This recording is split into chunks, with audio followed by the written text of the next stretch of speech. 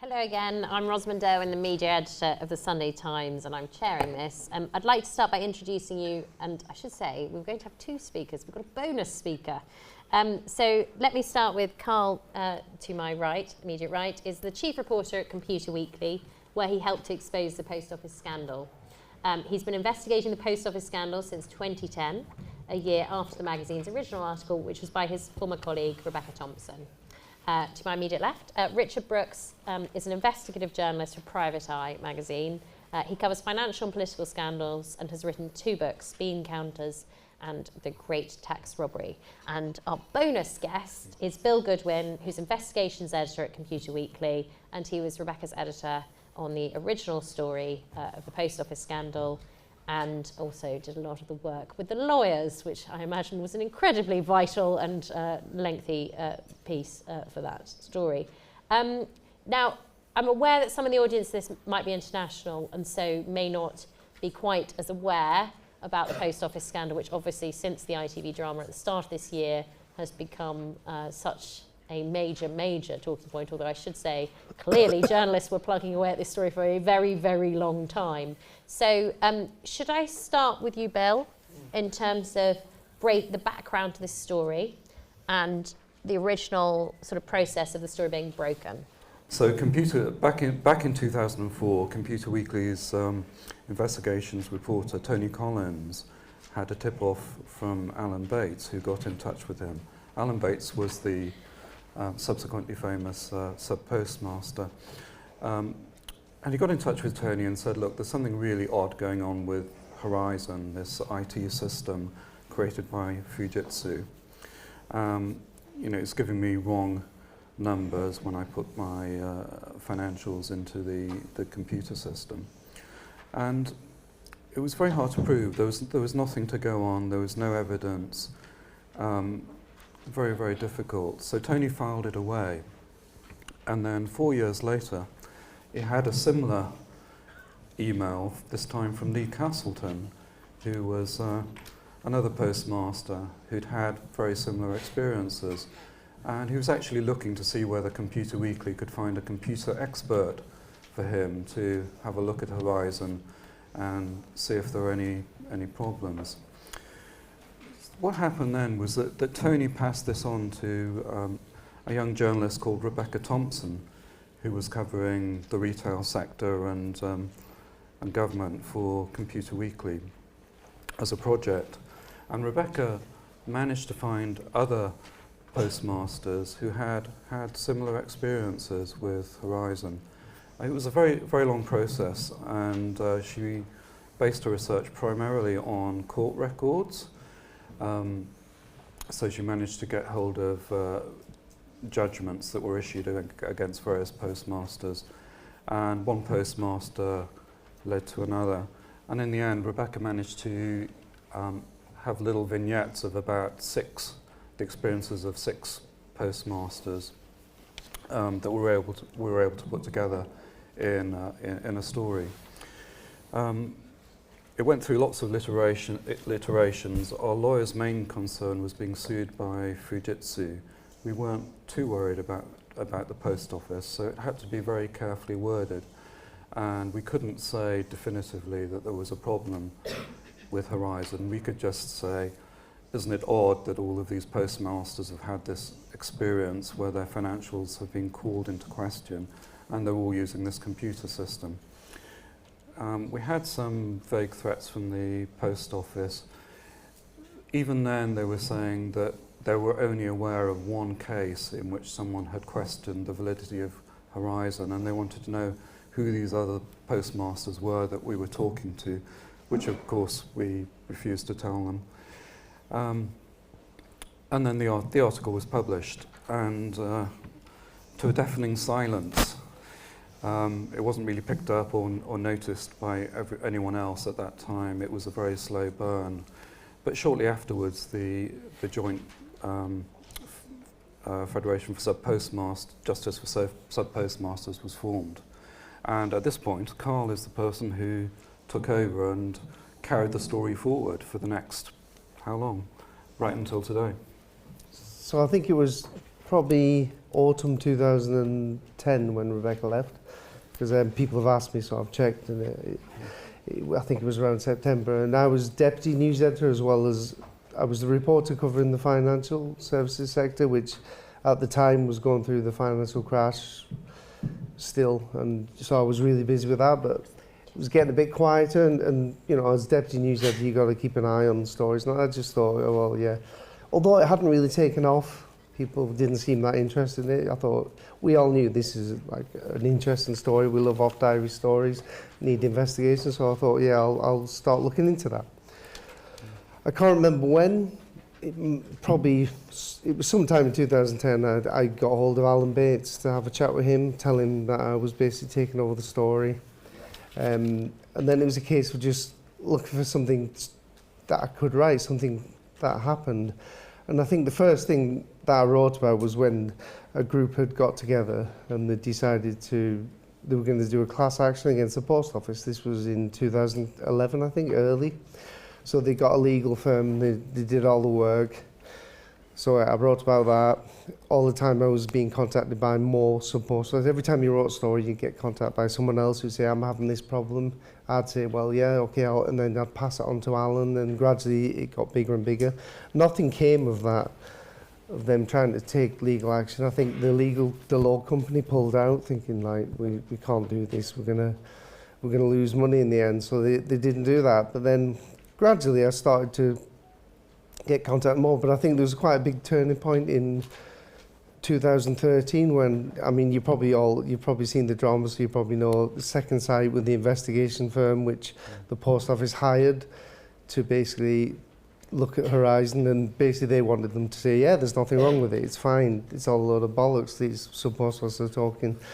But they picked the wrong people if that's what they were doing, because the Second Sight really looked at it and said to them straight away, Ron Warmington told me straight away, he said, there's a problem here. He met the subpostmasters, he thought, these people have not stolen money. There's no way. And then he looked at the system and he told the post office there's a real chance here that there's been miscarriages of justice. This is in 2012. So in 2013, they did the report. The post office basically wouldn't let them say that it was systemically flawed, although it was. The way that they used words was to try and play it down. So they did say there was some bugs, and to us at Computer Week, I mean, the whole reason we knew this was a story is because, I mean, I'm not a computer expert, nor is Bill, but we all know that all computer systems have bugs, have problems, things go wrong. When things go wrong, you look into it and you find out the post office just wasn't doing this. So then people contacted us, and then gradually the government got involved, well, MPs got involved, James Arbuthnot, and that really started increasing the number of stories we're writing, because when an MP says something about it in the House of Commons, that's another story. And then, so I began to write even more. And then I think, but the big thing for me personally was in 2015. So Second Sight were really getting to finding out what was happening, and they had another report due in 2015, the final report. And the post office knew it was going to blow the lid off it. I mean, I knew, I'd been told, I couldn't write anything, but I'd been told, look, it's going to reveal serious problems and miscarriages of justice. So the post office sacked Second Sight a week before, and we didn't think they were going to publish a report, we thought they were going to bury it. So like we did some freedom of information requests, and the post office had to publish the report. And I wrote a story about it, and I wrote a story saying, you know, post office sacks Second Sight, blah, blah, blah. It's going to quash this report and stuff. And I got a letter from the General Counsel of the post office, Jane McLeod. She's the one who's run off to Australia and is refusing to go to the inquiry. Basically really threatening, like saying it was a lot of rubbish, and, you know, we take this very seriously. And if a General Counsel of a big organisation sends you a letter and signs it, you worry a bit. But it actually had the opposite effect, because we thought, this is bloody massive, this. The threatening was like, this, it must be massive. And from that moment on, I just started writing loads. I dedicated more time to it. I was contacted by more and more people. And then the other thing in 2015, which for me was like a really major story, was I made friends with some people from the unions, not the National Federation, but the CWU, who were supporting them. And they sort of found, I mean, the post office always said there was no problems arising there. There was no problems that could cause losses. You wouldn't be able to tell there was losses. But they called me and said, we found one. It's actually happening now.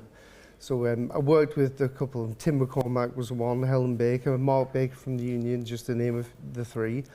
And we managed to do a story about this error. And this error was called the Dalmalian error. And now the post office knew about it, knew it could happen, but we couldn't prove it. So we had all the information. It was like, we can't prove it. But we managed to get an internal email from a company called Atos, who was an IT services firm, who was supporting the post office. So it wasn't Fujitsu, it was an email from an Atos worker to a sub-postmaster saying, oh yeah, we've had that problem before. It does cause losses. We're going to fix it next year. It was like, wow, that's a smoking gun, you know. I've got them. So I wrote the story. They were like, basically saying it's not true. And they were basically saying it hasn't caused a loss because we found it and we've given the person the money. But the only reason they found it is because we basically brought it to them. And that's what the post office was like dealing with. So then from that moment on, it was like, we've got evidence now. And then that's when Alan Bates and the GFSA launched their GLO, Group Litigation Order, which ended up in the High Court in 2018. And that Dalmalian story was part of the evidence. And then obviously, then I was just reporting the GLO. The stuff coming out was incredible. But like, the Nationals weren't really interested. It's like, even when they won the case, it's like, they've won the case, they proved it was the computer, people have gone to prison, people have killed themselves. Newspapers were writing about it, but newspapers are only going to write what the readers are interested in, so I don't think people were that interested, because they didn't really go mad for it. I mean, compared to when ITV did a drama, it's like, it's a different world. That just changed. The day that happened, my phone never stopped ringing. It's like, wow, why are people still interested? So, but in the meantime, there's also been, people have had convictions overturned. It's not really gone mad. I mean, people have been sent to prison wrongly, but the newspapers, they were writing about it, but it wasn't front pages or anything like that. Then, of course, the inquiry's been going for 2 years before the ITV drama. You know, they've written nothing about it, hardly. Private Eye obviously have written about it. We've written about it. Nick Wallace, the broadcast journalist, has done a lot about it. But the Nationals have not really been that interested. And then, but here we are today, you know, everybody's interested. And which is a good thing, but that's what we've always wanted. But yeah. Can I go back right to the beginning? I think you put it on your front page, didn't you? I think I've seen that front page. Yeah. So it was your splash. And then it gets no real attention, even though you put it as front and centre as you can. Yes. And look, this is a failure of national newspapers, clearly, and I work at one. But how did you? Okay, so there's two things here. First, how originally were you sure that they were telling the truth? I mean, look, you know, when you see them in an ITV drama, you know, they very carefully cast them to seem like the backbone of Britain, right? And I'm sure that there was the implausibility of all these people lying. But then secondly, when you publish it and it doesn't get the attention you hoped it might, how do you know to keep plugging away, you know? Always a question for a journalist. Yeah. Shall I say that? Shall I answer that? Well, Do you want to answer it? yeah, well, I mean, do you want to go I think, first? yeah. I've got some here. So. Right. Right. I can give this one to you then. Sorry, what was that? So, What makes you want to plug on and keep going? yeah, What after was it before gets that? no attention, And how do we know there was and then how do you know they're telling the truth? Yeah, so the second question first. So on the first bit, how did we know they were telling the truth? It's because each postmaster separately came up, and they were not in touch with each other. They came up with very identical stories about their experiences. So, you know, the chances of 6 people having identical experiences with Horizon, I think, were quite low. And I mean, Fujitsu and the post office, I think this is right, never came up with a convincing denial. So there was no denial, a pattern of activity that these postmasters had experienced, and it just didn't feel right. I mean, it didn't feel right at all, and that was the reason I think Carl carried on with the story, because it just didn't smell right. Can I bring in Private Eye, Richard? Private Eye obviously Computer Weekly launched this, Private Eye kept it going too, and took it, had it way ahead of any national newspapers covering it at all, really. Why did you feel that this was a good fit for Private Eye? And in terms of covering it right at the beginning, tell me about how Private Eye got involved in covering it, and then why it's something you did so much work on. Yeah, thanks. Well, we got involved in September 2011 when Nick Wallace, who Carl mentioned, had done a film for a local news investigative kind of slot, which sadly doesn't exist anymore. And he'd spotted that he was clearly a keen Private Eye reader, and he thought it was up our street as well. And I think he was trying to get his story some mileage. So Nick Wallace, TV reporter, he'd done a film on the local southeast BBC News, which is, you can still get on YouTube. It's a brilliant 10-minute slot featuring some of the people who Carl and Rebecca Thompson had written about. And he came to us and said, this looks right up Private Eye's street. And it was, because we had been doing a lot for, going back a decade or more on really bad government IT procurement. It had been from the mid-90s when these things became feasible, and especially when Labour came in 97 and they started using something called the Private Finance Initiative. Big IT projects were seen as the answer to all problems and the way to transform public services. And the origins of the Horizon programme were in one of these PFI projects that had already gone badly wrong, and we'd written about how it had gone badly wrong because it originated in the Benefits Agency, which was part of the Department for Social Security, as a plan to transform the way that benefits were paid, things like pensions. They've moved to a swipe card that used all the jazzy new technology. Anyway, it didn't work. It wasted about £750 million, but Labour came in and said, we're going to salvage this. We're going to change the way that benefits are paid. We're going to change the way the post office operates. So they clung on to it.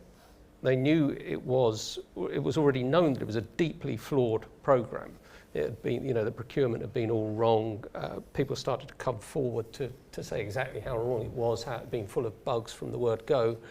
So when I looked at this in 2011, I thought, wow, this is the next phase in what we've been looking at with failed computer programs. It's real victims. It's seriously directly affecting people's lives. And that was actually how the first piece that we did. It started by saying, crap IT programs have hit the next phase, destroying people's lives. That was the first paragraph. And I talked to a number of the people who were in Computer Weekly's articles, people like Joe Hamilton, to do that sense check, to convince myself that this was likely to be a real problem and with the IT and not their problem. It looked, from the word go, it didn't make sense that all these people were, even on the relatively small numbers compared to where we are now of victims, it still looked unlikely that they were all corrupt.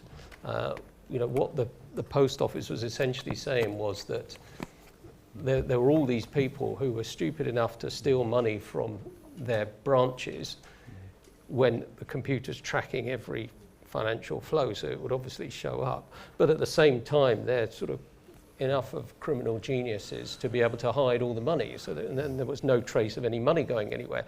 So it looked obvious there was an IT problem. So we wrote our story, first couple of stories in September, October 2011, that we immediately got a denial from the post office saying that Horizon is robust and reliable. But you know, there were all these words that stopped short of saying absolutely foolproof, and you know, you could read into that they knew there was a problem, and that they were just putting up a PR response. So I think it was important. I think whilst we didn't unearth the details of this story, I think what we did brought it to a different audience. There was evidence that came out at the inquiry a few weeks ago showing that the chairman, the Royal Mail at the time, Royal Mail owned the post office within the public sector, and the chairman, a chap called Donald Bryden, wrote to the chief executive of the post office saying, you know, what is all this about? What's going on with Horizon? I need to know. We need to look into it. And that was when Second Sight were brought in shortly after that.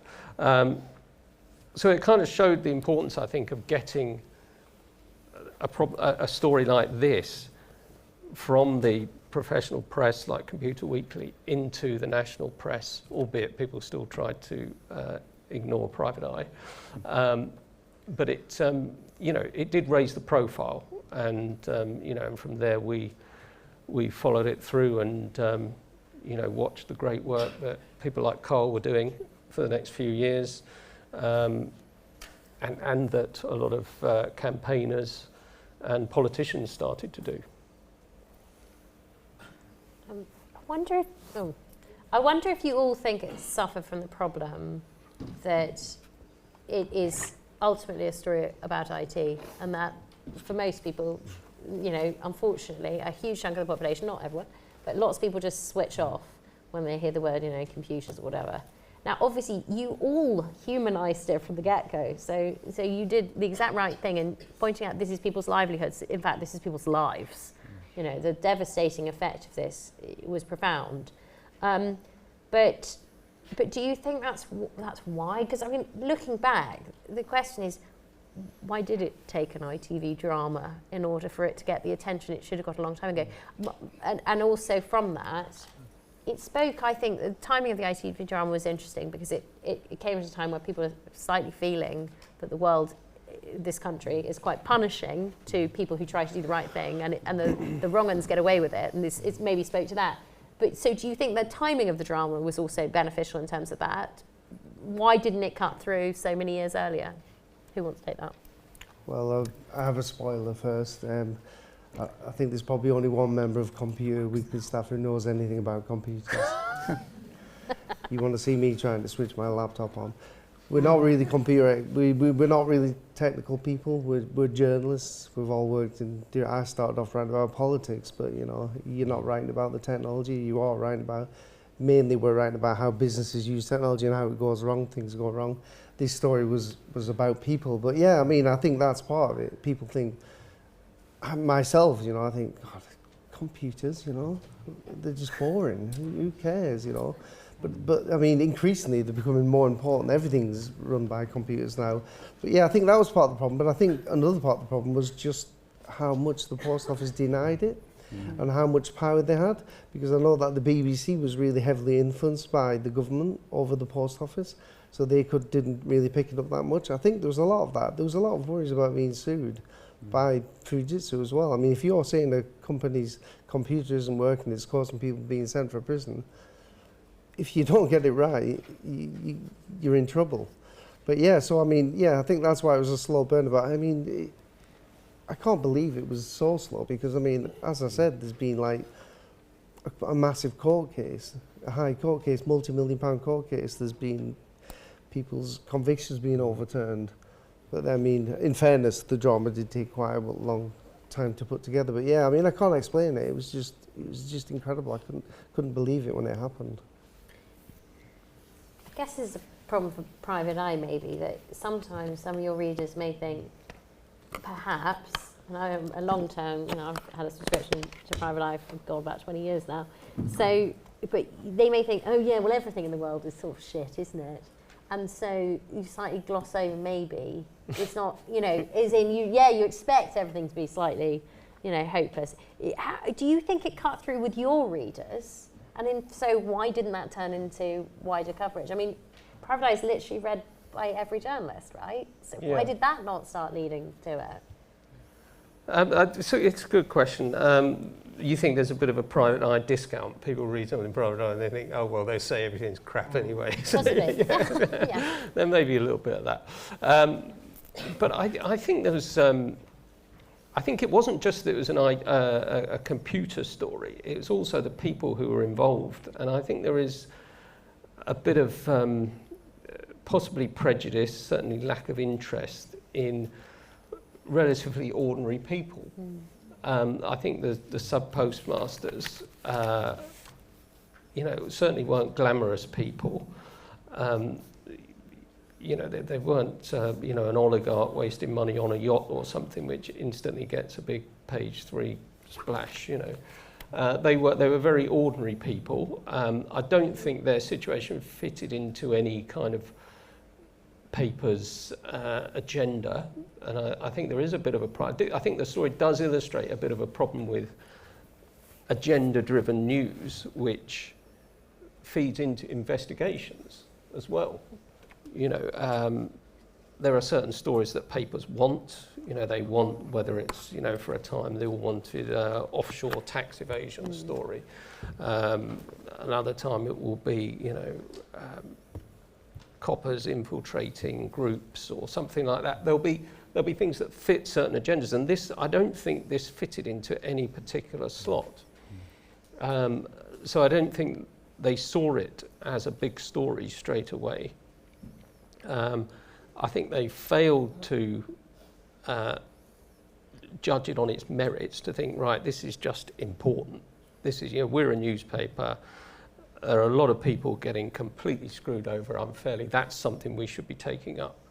I don't think that was their starting point, and I think that's, too often not the starting point for even the investigative parts of newspapers. So I think I think it does show the media in a pretty poor light, a lot of this, obviously with honourable exceptions. And when it became a story later on, then it sort of snowballed because it was a story. So there was some very good coverage from the point at which it was established in court through the Alan Bates litigation that the Post Office were in the wrong. Then, and people started to tell a few stories. Then it sort of snowballed as people wanted their own stories, their own Post Office stories. And eventually it did reach quite a crescendo even before the ITV drama, although that completely, blew everything in terms of effect on the government in particular. That transformed everything. Yeah, sorry. I'll just... You want to add to that? Yeah, I do remember Alan always used to say that some major international event happens at the same time when something happens. I remember Brexit, there was all the coverage of Brexit at the time, something was happening with the court case, and then Russia invaded Ukraine at a certain point. There was always something just bigger for the moment, and Alan always used to get really frustrated about that. I want to ask about dealing with both the Post Office and Fujitsu. Clearly, their approach, was an attempt to shut it down in various different ways. When you're on the receiving end of that, as most journalists at some points will be with corporations, how did you deal with that, and how did you deal with? You said obviously the threat of legal action had made newspapers less keen to do it, but obviously you're a smaller magazine. Legal action can be devastating for smaller publications. How did you deal with that concern?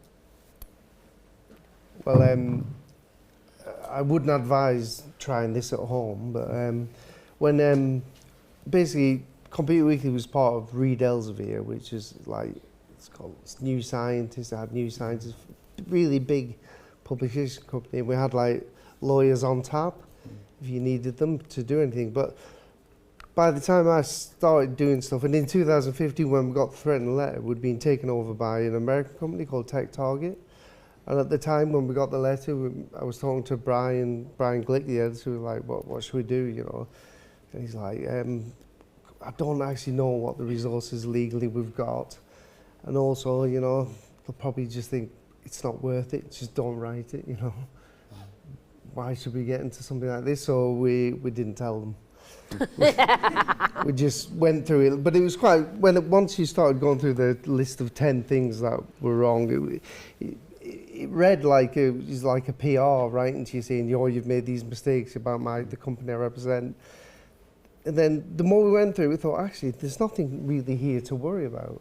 So like you do a little bit of compromise. I took the word sacked out the headline because they hadn't actually fully sacked them. They were still working on a small project, so they could argue that I was wrong by saying that. So we compromised a bit, but we didn't change the story. But yeah, the truth is, we didn't tell the bosses. We just used our own knowledge in that, and it all worked out all right. So, but I'd be careful. Maybe don't follow my advice on that. Does Private Eye get any protection from the fact that hopefully no one wants to be the person who sues Private Eye or not? I mean, how worried were you guys? Obviously, you had the precedent of Computer Weekly doing this, but was this a story that, given that you do a lot of legally very difficult stories, was this one you were particularly concerned about or not? I don't remember getting any comeback from our lawyers at all.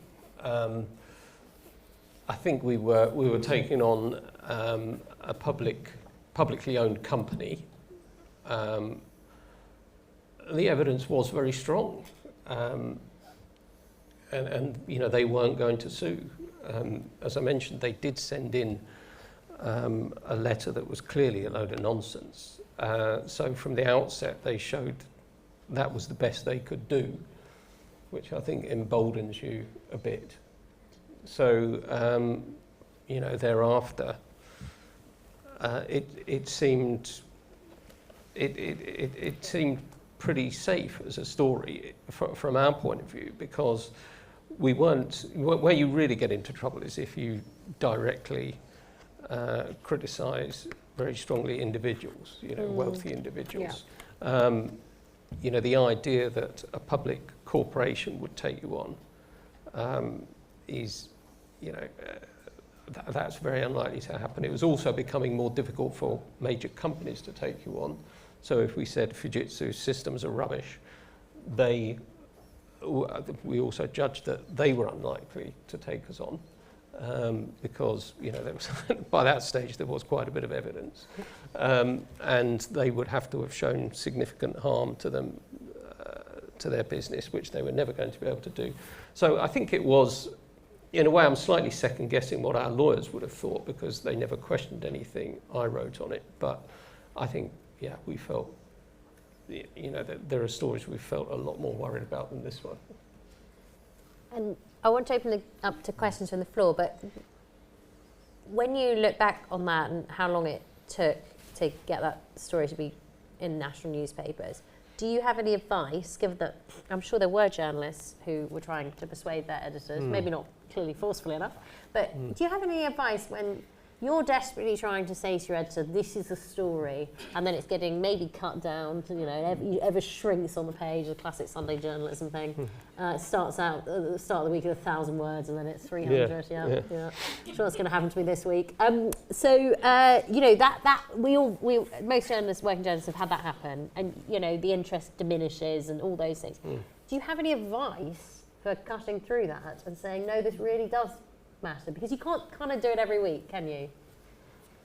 Although some I mean, I think now you can say, look, you don't want to miss out on the next post office story, do you? That is probably the line now. I think it's one of the great lessons from it, which is that this did grow from you know, small acorns grew into this massive oak tree. So I think it does show. The big stories don't always start off as big stories. They can start off as very small stories, one or two people getting sacked because they've got a computer problem. You know, and you link them together, and the story gets bigger and bigger, as Carl mentioned. You know, and so I think that is maybe the best you can hope for. I can't really, not sure what else you can say, but you know, you got to. That's why it matters. The human cost. The human cost is clear in this one, and I think you know, you take it away from the problem, which is the IT system, to what it really means, and then you've got your story.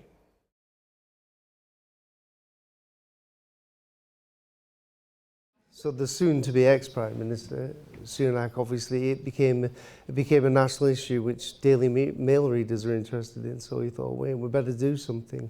I mean, they've been nagging them. The government have known about this for a long time, yeah. They've been told, but in 2015, when Second Side's second report came out, George Freeman, a minister, Tory minister, stood up and said, there's been no problems found with the Horizon system, no systemic problems. I mean, so, but it didn't mean anything. It didn't mean votes. But as soon as it's on TV, it's like, you know, God, people are going to vote based on what we do with the post office scandal. That's why all politicians only do things for votes. Their only job is to get re-elected. They don't really care about anything apart from themselves, most of them. Some exceptions, James Arbuthnot, people like that have worked hard, but yeah. But it is general election night, so it can be a bit controversial, I suppose. Anyone else? Yeah, I think... Hi, sorry. If you're talking about before, you know, how did it get to be made into a drama? You know, I think that the judgment in 2020, there was a judgment in the Alan Bates litigation that showed that these more than 500 people had been affected very, very badly. And I think that was a story that ITV were moving a bit more into these kind of social stories with, you know, big social importance, the drama department, and that's how they latched onto it, because, you know, by that stage, the scale and the number of people and what Alan Bates had achieved was, you know, really, really striking. It was dramatic at that point, and I think that's the point at which they realised this was actually going to make very good telly. And you also had one person, Alan Bates, you know, his name was on the litigation. He had led the campaign. He'd forced the government action by the government. So I think, you know, for a dramatist to have a person to latch onto, as the title of the drama showed, really, really worked as well. It gave it a really good, it was a clear, very clear sort of narrative. You know, you just hope other stories would work as well. I mean, I don't know whether they're going to do one on other things like the blood scandal and so on, but... there is a drama coming there is something, yeah, exactly, yeah. And obviously ITV really, you know, it wasn't a slam dunk commission, was it? So it's quite interesting. And maybe they'll learn too.